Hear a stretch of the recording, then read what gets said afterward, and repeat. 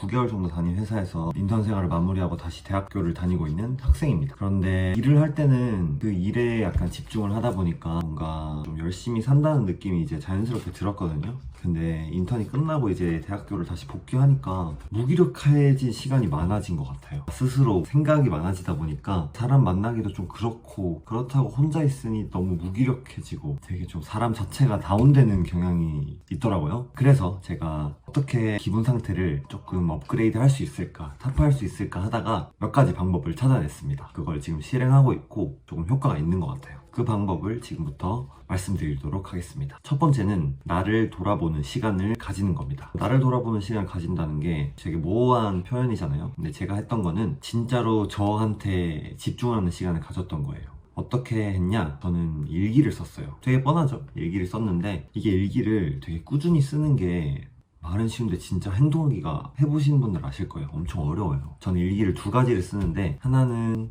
칭찬 일기예요. 칭찬 일기가 뭐냐면 내가 나한테 오늘 하루 동안 칭찬할 거리를 적는 거예요. 이걸 왜 적게 됐냐면 뭔가 하루를 조금 무기력하게 살고 그러다 보니까 제 자신이 칭찬을 받는 그런 상황이 없는 것 같더라고요. 다른 사람이 나한테 칭찬을 안 해주면 나라도 나한테 칭찬을 해주자. 그래서 저거 지금 한 달 정도 이렇게 꾸준히 쓰고 있는데 되게 도움이 되는 것 같습니다. 두 번째는 이제 일기를 하나 더 쓰는데 되게 솔직하게 적는 게 특징입니다. 이렇게 솔직하게 쓰다 보면 지금 제 기분 상태가 어떤지 볼 수 있더라고요. 제가 알 수 있어요. 이거를 쓰고 나서 일기를 대부분 안 보실 거예요. 근데 예를 들어 오늘 일기를 쓰려고 일기장을 폈으면 오늘 일기만 쓰는 게 아니라 그 전날 거 혹은 그 전전날 거까지 일기를 어떤 기분이었는지 한번 보시는 걸 추천드릴게요. 그렇게 하면 지금 기분 상태와 전날, 전전날의 내 기분 상태가 어떻게 달라졌는지 그리고 왜 달라졌는지 알게 되실 거예요. 그래서 저는 이렇게 일기를 두 가지를 쓰고 있고 제 기분 상태를, 무기력한 상태를 변화시키는데 상당히 도움이 됐다고 말씀드릴 수 있을 것 같습니다. 두 번째는 멘토를 찾고 그 멘토의 특징을 분석해 보는 건데요. 멘토라 하면 사실 거창한 게 아니라 내가 동경하는 사람,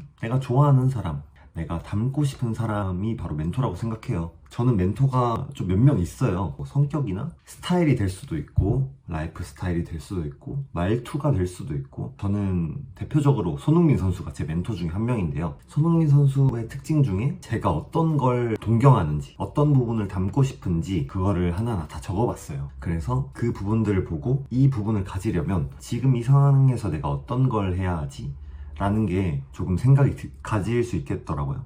그 다음으로 우리가 해야 할 건 계획을 세우는 겁니다. 방금까지 이제 멘토를 찾고 특징을 찾았잖아요. 특징을 찾아서 내가 어떤 걸 할 수 있을까? 라는 생각까지 했다면 이제 계획을 세울 차례인데요. 계획을 어떻게 세우냐면 내가 할 수 있는 계획을 세워야 돼요. 이게 무슨 말이냐면 계획을 세울 때는 분명히 하고자 하는 열정 이런 게 조금 충만하게 쌓였을 때일 거예요. 그러면 내가 할 수 있는 범위 이상으로 계획을 적기 시작해요. 물론 다 세우면 다 지키면 좋겠지만 다 지키지 못했을 때 갑작스럽게 약속이 생겨서 못 지킬 수도 있잖아요.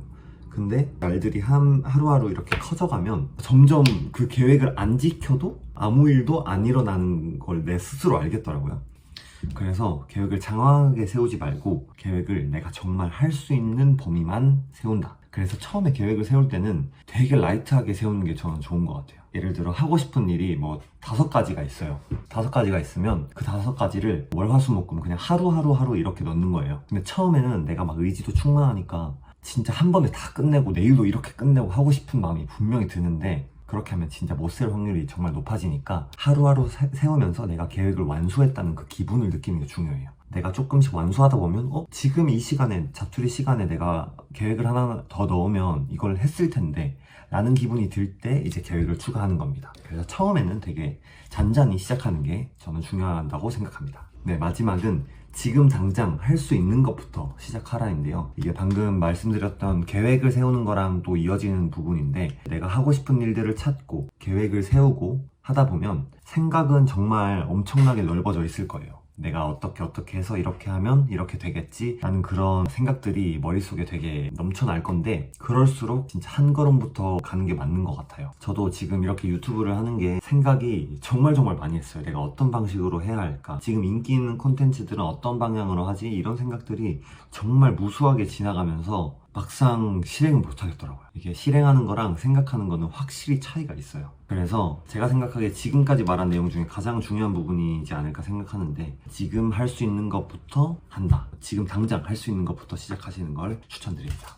네, 오늘은 제가 최근에 삶이 조금 무기력해졌을 때 했던 4가지 행동들에 대해서 이야기해보았는데요. 여러분들에게 조금이라도 도움이 되었으면 좋겠습니다. 감사합니다.